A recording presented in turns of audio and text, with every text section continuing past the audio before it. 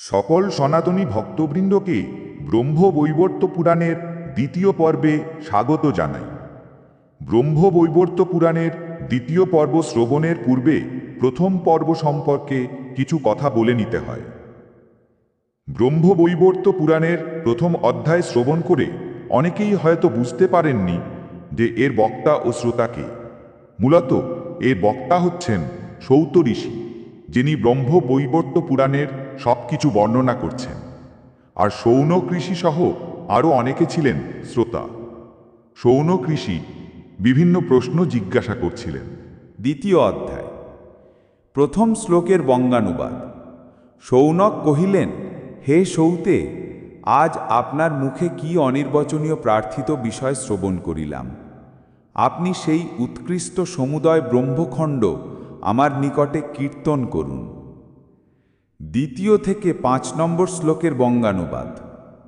সৌতি ঋষি কহিলেন, সেই অমিত তেজগুরু ব্যাসদেবকে বন্দনা করি এবং পরমেশ্বর হরি, দেবতাগণ ও ব্রাহ্মণগণ সকলকে প্রণামপূর্বক সনাতন ধর্মকথা বলিতে প্রবৃত্ত হইলাম।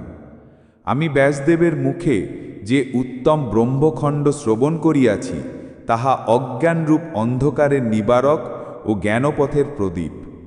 হে দ্বিজবর, পূর্বে প্রলয়কালে কোটি সূর্য সমতুল্য প্রভাশালী অসংখ্য বিশ্বের কারণ ও অবিনশ্বর জ্যোতিপুঞ্জই কেবল বিদ্যমান ছিল। স্বেচ্ছাময় পরমেশ্বরের সেই উজ্জ্বল জ্যোতির মধ্যে মনোহর লোকত্রয় বিলীন ছিল। এখানে লোকত্রয় মানে 3 লোকের কথা বলা হয়েছে, যেগুলো হলো গোলোক, বৈকুণ্ঠলোক এবং শিবলোক। 6 নম্বর শ্লোক থেকে 16 নম্বর শ্লোকের বঙ্গানুবাদ। হে দ্বিজবর, সেই লোকত্রয়ের উপরিভাগ ঈশ্বরের ন্যায় অবিনশ্বর, ত্রিকোটি যোজন বিস্তৃত মণ্ডলাকৃত গোলকধাম অবস্থিত। ব্যাখ্যা। এখানে একটু ব্যাখ্যা রয়েছে। এর অর্থ হচ্ছে, এই 3 লোকের মধ্যে সবথেকে উপরে যে লোক, সেটা হচ্ছে গোলকধাম, যা 3 কোটি যোজন বিস্তৃত এবং তা কখনো ধ্বংসপ্রাপ্ত হয় না। এ কারণে বলা হচ্ছে ঈশ্বরের ন্যায় অবিনশ্বর। সেই সুমহৎ রত্নভূমিময় গোলক দেখিতে তেজস্বরূপ। ব্যাখ্যা। উপরোক্ত শ্লোকের একটু ব্যাখ্যা করি। এই শ্লোকের সঙ্গে শ্রীমদ্ ভগবদ্ গীতার 8ম অধ্যায়ের 20 নম্বর শ্লোক, 7ম অধ্যায়ের 5 ও 6 নম্বর শ্লোক, 14 নম্বর অধ্যায়ের 27 নম্বর শ্লোক এবং 15 নম্বর অধ্যায়ের 6 নম্বর শ্লোকে একই কথা বর্ণনা করা হয়েছে। যা তারপর বলা হচ্ছে, যোগীরা স্বপ্নেও তাদের দর্শনে অসমর্থ, তাহা কেবল বৈষ্ণবগণের দৃশ্য ও গম্য।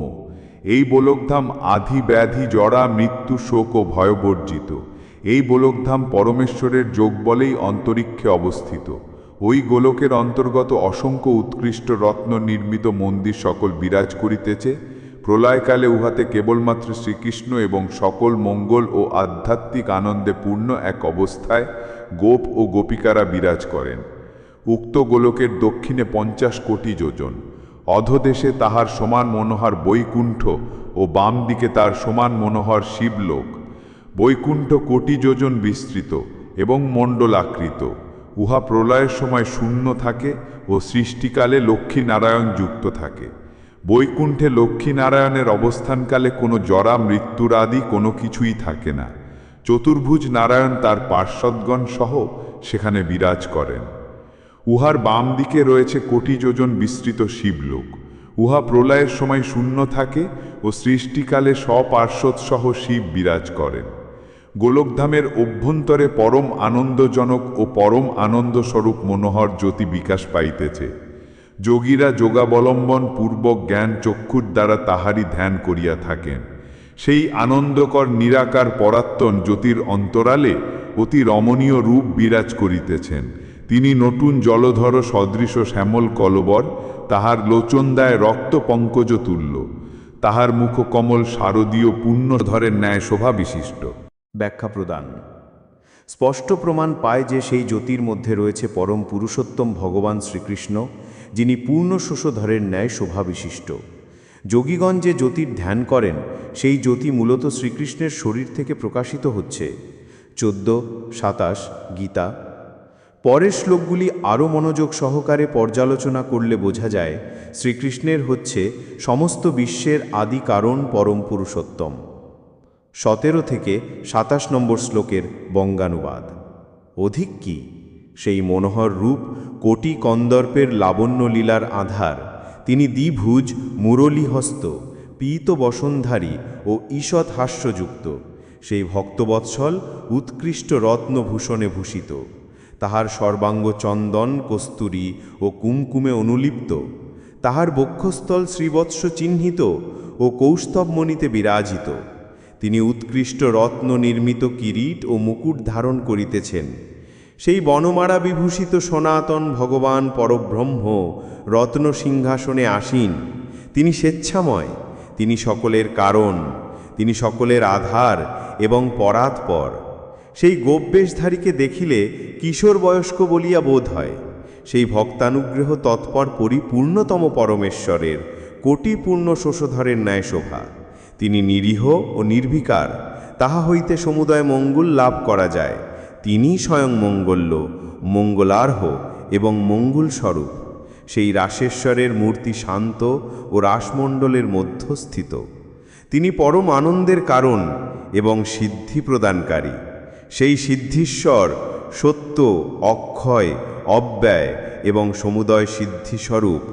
সেই নির্গুণ নিত্য বিগ্রহ আদি পুরুষ পরমেশ্বর অব্যক্ত, প্রকৃতি হইতে অতীত এবং পুরুহত ও পুরুষ্ঠত। শান্ত গুণাবলম্বী বৈষ্ণবগণ সেই সত্য, স্বতন্ত্র, অদ্বিতীয় পরমাত্মাস্বরূপ পরায়ণ শান্তমূর্তি হরিকেই আরাধনা করেন।